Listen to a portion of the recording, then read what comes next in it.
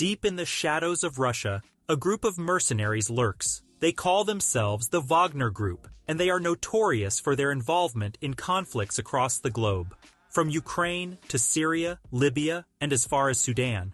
In their wake, they leave a trail of death and destruction. Their leader, Yevgeny Prigozhin, is a wealthy businessman with close ties to Russian President Vladimir Putin. Some call him Putin's chef, but his true power lies in the army of mercenaries he commands. What exactly is the Wagner Group, and why should the world be concerned about them? Welcome to Around the World, and today we'll be looking at how Russia's Wagner Group can be defeated.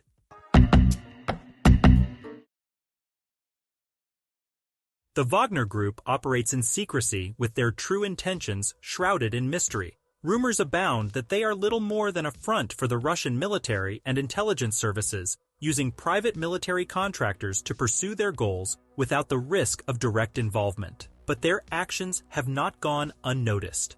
As accusations of human rights abuses, torture, and the targeting of civilians have brought the group to the attention of the international community. Following this, the United States and the European Union have imposed sanctions on Prigozhin and several of his associates, but the Wagner Group remains active and deadly. But who is the Wagner Group? Picture this. It's 2014, and tensions are running high in Ukraine. A Russian businessman named Yevgeny Prigozhin has a plan. He wants to create a private military company, one that can fight on behalf of pro-Russian separatists without the risk of direct involvement from the Russian government. And so the Wagner Group is born.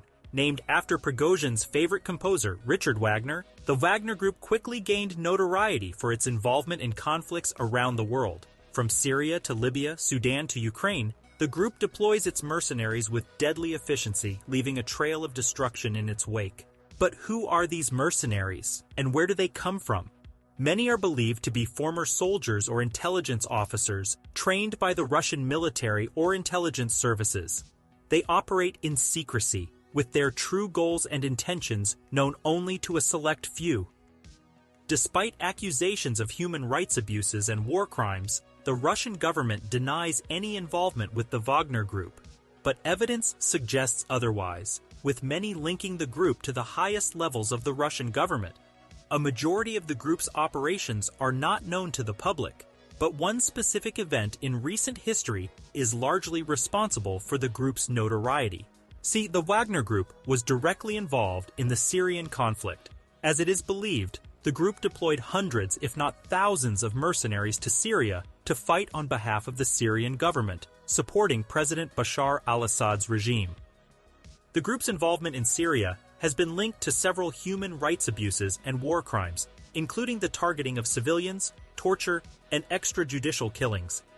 In February 2018, a group of Wagner Group mercenaries were reportedly killed in a U.S. airstrike while attacking a U.S.-backed Syrian Democratic Forces (SDF) base in Deir al-Zor province. The incident brought international attention to the Wagner Group's activities in Syria and raised questions about Russia's involvement in the Syrian conflict. As expected, the Russian government denied any involvement with the group and claimed that the mercenaries were not Russian nationals. However, evidence suggests otherwise, with many linking the group to the highest levels of the Russian government.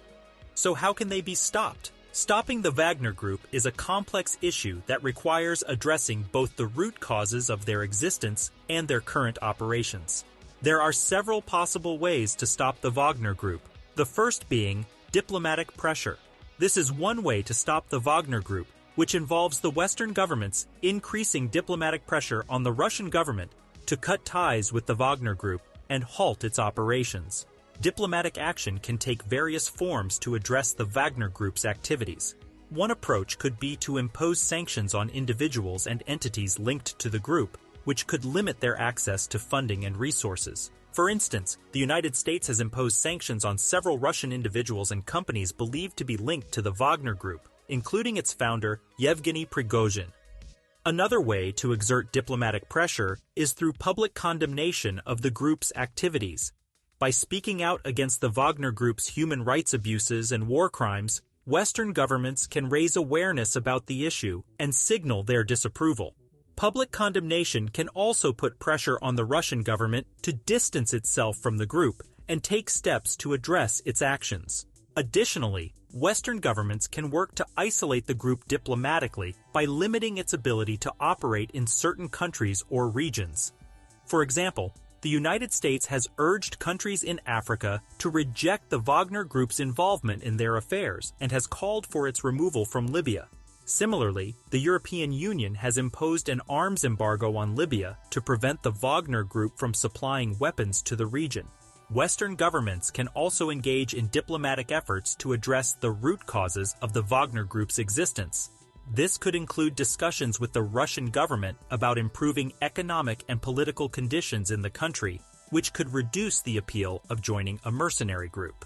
By working with the Russian government to address these issues, Western governments can reduce the likelihood of similar groups emerging in the future.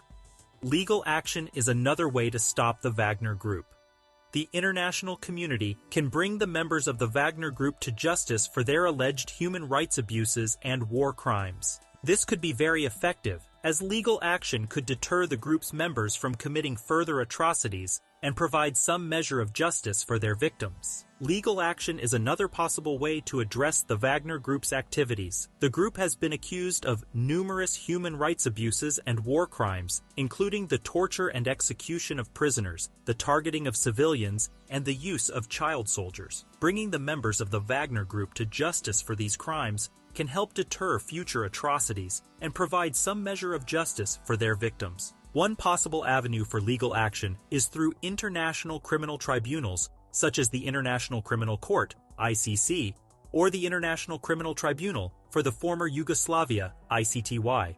These tribunals have jurisdiction over war crimes, crimes against humanity, and genocide committed in specific regions or contexts. However, there are several challenges to pursuing legal action through these tribunals, including the difficulty of gathering evidence and the potential for political interference. Another possible avenue for legal action is through national courts using universal jurisdiction.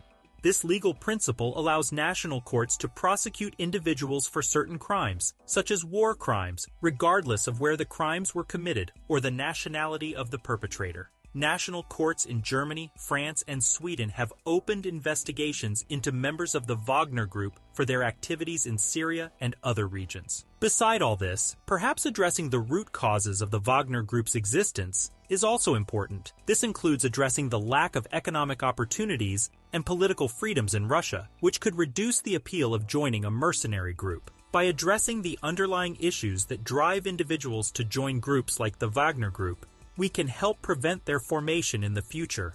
Overall, stopping the Wagner Group is a difficult and complex issue that requires a coordinated international effort. By taking a multifaceted approach that includes diplomatic pressure, legal action, counterintelligence operations, and addressing root causes, the international community can work towards stopping the Wagner Group and preventing similar groups from emerging in the future.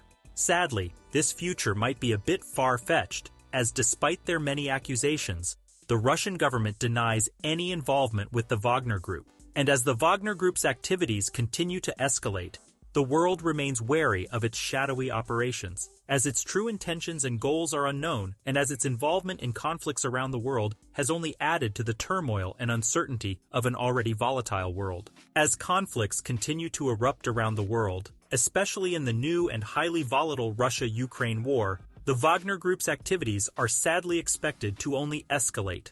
Each mission is more dangerous than the last, as the group leaves a trail of destruction and death in their wake. The Wagner Group is a shadowy force with their true intentions known only to a select few. As they continue to operate in secrecy, the world watches and waits, wondering when and where they will strike next. But what do you think? Are they a necessary evil? Can they even be stopped? And what are their true goals? Let us know in the comment section below, and don't forget to like and subscribe if you liked the video. Until next time, bye!